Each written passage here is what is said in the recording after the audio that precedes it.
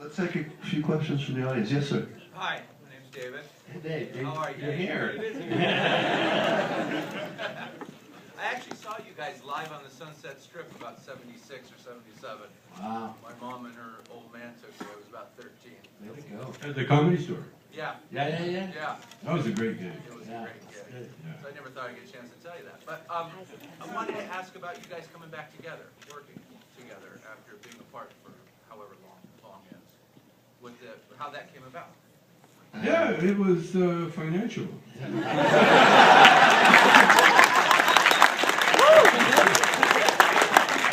can make how much? $1.60 a day, man. Yeah, we knew the audience was out there because, you know, everywhere we went, hey, when are you going to see you guys again? When do you make another record, another movie? Where do you be live? We knew it was out there. Well, the thing is, we were such good improv actors. When it came time to split, it was time to split. And then when we stayed apart, and when it was time to get back together again, we got back together. When we got back together again, we played this little club, the Comedy Store in San Diego, somewhere. Yeah, La Jolla. Go ahead. And we hadn't been on stage together in 27 years. And we just walked on stage. We never rehearsed.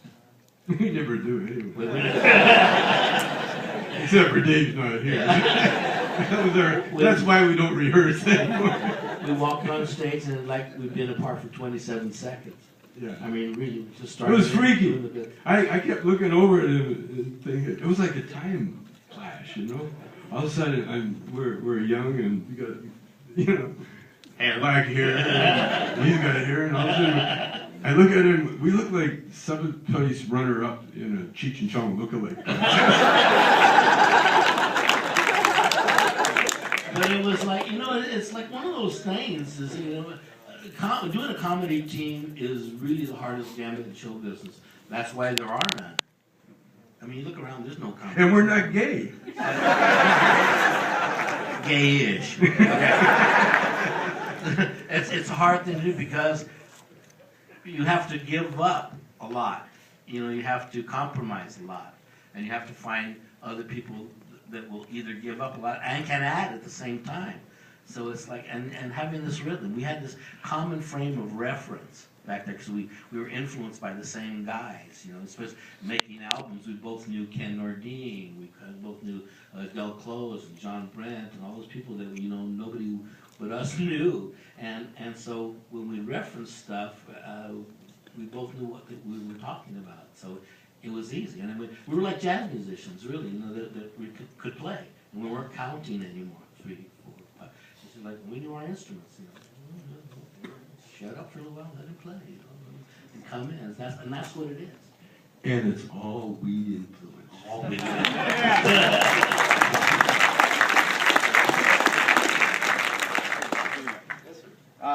I grew up in the Midwest in a very, very tiny, small farm town. And I just want to thank the both of you because every single year at Christmas time, I always look forward on Q95 radio. Always look forward to the Cheech and Chong Christmas special.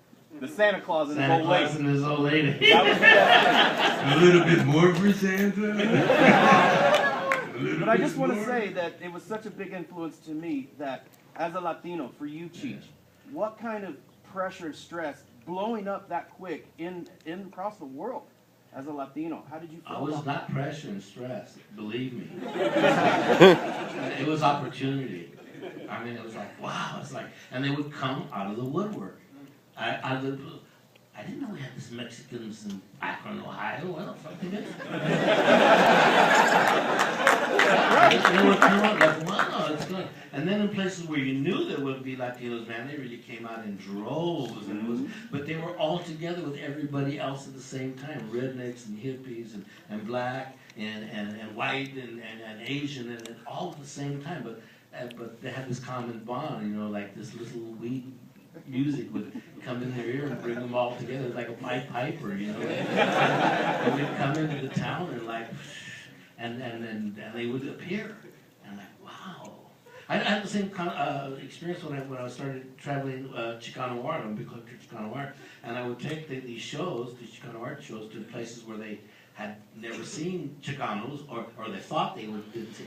And then I would put up these shows, and then they would come out of the woodwork then too, you know. And that's what we're in the transformation of right now. Is not that you're coming out of the woodwork. It's not that Latinos are not there; they're coming out to be recognized now, and that's a real big difference. They're getting to raise their hand, you know. Pretty soon they'll be allowed to live in their own land. Yeah. But it was cool, you know, when I go to Duluth, Minnesota, man, there'd be Latinos there before nobody had ever seen. I didn't know these people lived here, you know. And it was the coolest thing, you know. I mean, it was always because of our musical backgrounds that things like Santa Claus Knows Lady could exist. Lou Adler, our producer, came up to us, and we were an FM act, you know, and that was still a limited audience in those days. If you could get something on AM, that would be, you know, it's like network TV as opposed to your iPod, you know, that was the difference. And so he said, you guys who can play on AM, because none of our shit you could play on. And he said, you got anything for Christmas? Yeah, sure. You know, are you still open? You make chow mein? Yeah. So we went to the studio. We planned to do a Christmas bit every year. Yeah. That was the only one. Like a stoner dream. You know? We could do this every year. And it started from a basic, simple-ass idea. Tommy says, hey, let's be two, we will be two musicians. We always play musicians, because we are musicians. Well, we had a great technique of, I was so dumb, he had to tell me everything. Yeah. And by telling me everything in his own Chicano way, the audience got to hear everything. and it was, it still is. It's such And a so great he came up with combination. this thing like, hey, tell me about Santa Claus. I don't know who Santa Claus is. And you start from that premise, you can go on for half an hour, man. Easy. No, Santa Claus is, man. We decided Santa Claus was a meth freak. That's what we decided.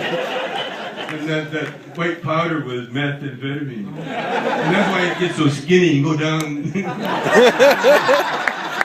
go around the world in one night. It starts from a simple simple principle. Tell me, I don't know who Santa Claus is. That's it. Okay. Let's see where it goes. Yes, sir. Yeah, how you doing, guys? Good. For Cheech, mainly, coming from improv world that you guys did and created, when you got into the sets of acting or films and everything else you've done in your career, how was that structure? I mean, were you a lot of improv on those two? Or was that hard for you to transition?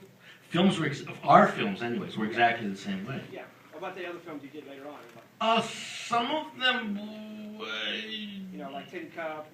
Tin Cup was a structured film, but when you show the director and the other actors that you know actually what the basic material is, and you can juice it up and improv it, and you show that that's here's the different. It's like bringing in another drummer.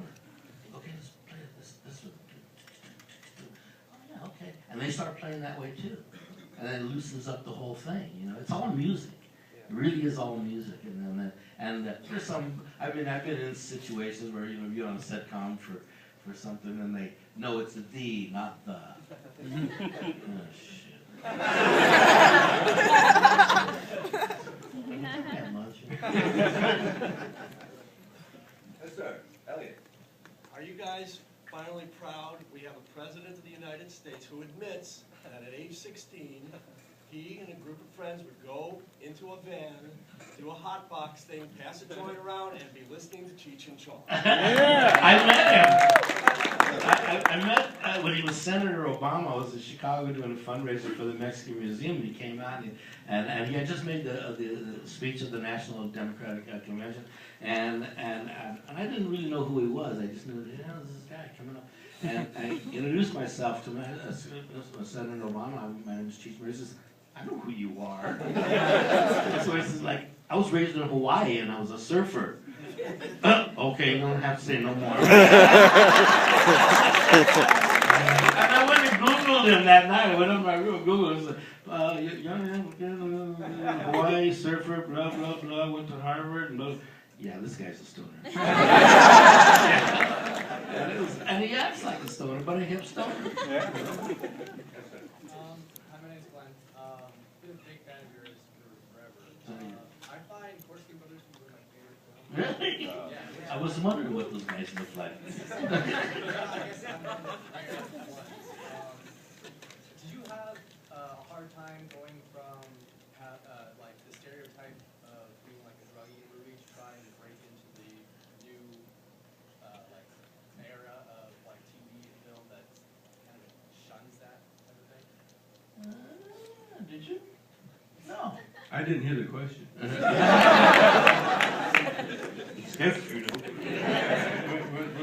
Did we have a hard time going into straight TV and like with the script and that? You mean with the Corsican Brothers? No, after Cheech After and the Chong. Corsican Brothers. After Cheech I and never Chong. did. No, I you did. I just stayed the stoner You character. did the 70s show. And that had a script. Oh yeah. No, reading the script. That's why I never said too much. They knew my limitations. First week on the set, I'm reading the script, and I'm so used to just looking at what they want me to do rather than what they want me to say. I'll work on that, myself. But then they take you in a trailer just before they shoot, and they say, "We're gonna do a speed read." I said, "What's a speed read?" Where you just memorize, you say your script, you say your part without looking at a script, and everybody goes around and does it. And I was, oh shit. Because that blaze went up, That was one of the slowest speed reads they ever had. Because they get to me, already? Me? What? Hey, man. I never had any trouble. I went to Catholic school, man. They beat that shit into you, right? I could memorize shit up the ass. And when it came to doing that, it wasn't a problem for me. It's okay, this is the character I'm gonna do, and then and this guy's gonna say that. But the rhythm thing was always there. You just brought your own rhythm, and if actors were listening, and you picked up on their rhythm and they picked up on your rhythm, then you could make music. If they were just waiting for you to stop talking so they could say their brilliant line, not good. We have time for one more question in the back there, sir. Yeah. Dred Dorsey, Strawberry's third cousin. Yeah, I definitely need a job. I've been unemployed about a year. Yeah. You guys are still, he's my Need a place to live, too? But if you choose, you prefer indica, sativa, or a hybrid? When it comes to your growth. Sativa for me right now. I like free.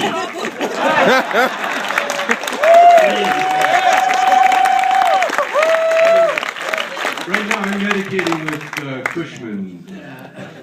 That's the great thing about being Cheech and Chong, man. People give you dope all the time. You got to be careful.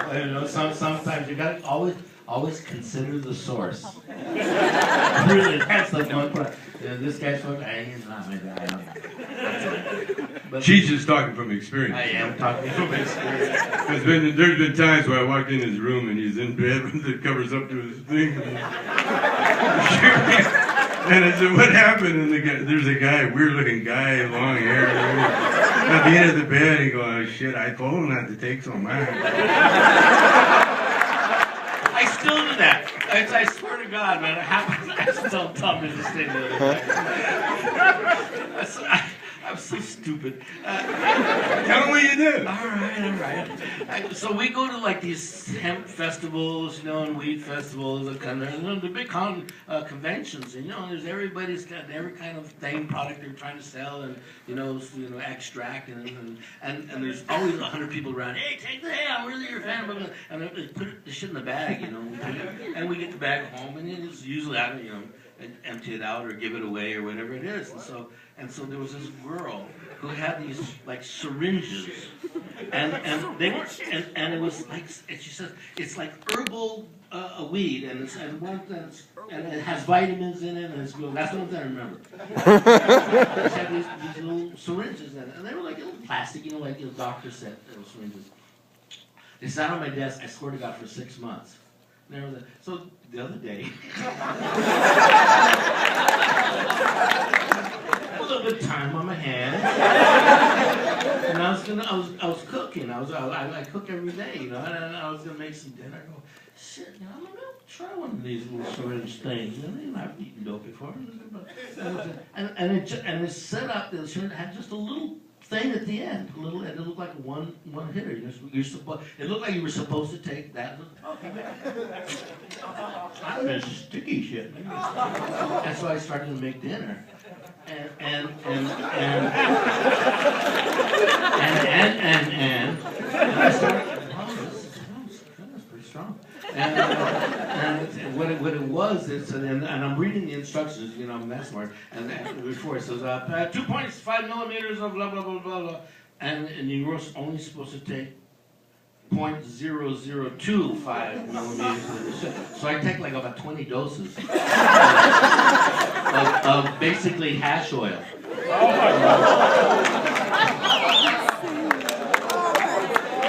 And we'd like to repeat that he's totally cancer-free right now.